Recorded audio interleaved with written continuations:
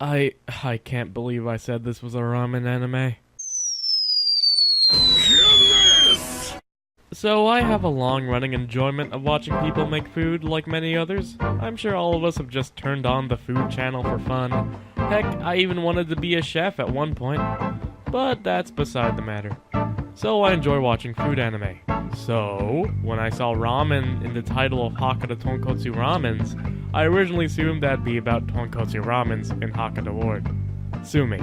Or should I say, sumimasen for not reading the description.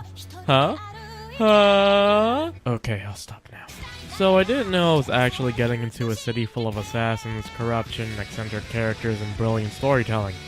I'll try to get through this video with no spoilers, but I definitely recommend you give this anime a watch. Especially if you like Bakano or Blood Blockade Battlefront to a certain extent. This anime is so like in fact, that there does indeed exist a crossover light novel between the two. Yep, they're that similar that the fan bases know each other. The story begins by following multiple characters that seem completely unrelated to each other.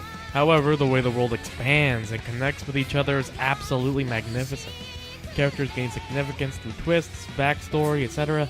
Tonkotsu Ramens also uses the narrative trope of Chekhov's gun to a great extent, making the story come together beautifully and making predictions that much more satisfying when they become true. If you don't know what Chekhov's gun is, even though the internet has been all about it recently, it's a narrative trope where if you spend your time describing a gun on the wall, the gun will eventually get used. So if I had a story where a character talked about his sword training, Chekhov's gun dictates that I should have that character use his sword skills later in the story.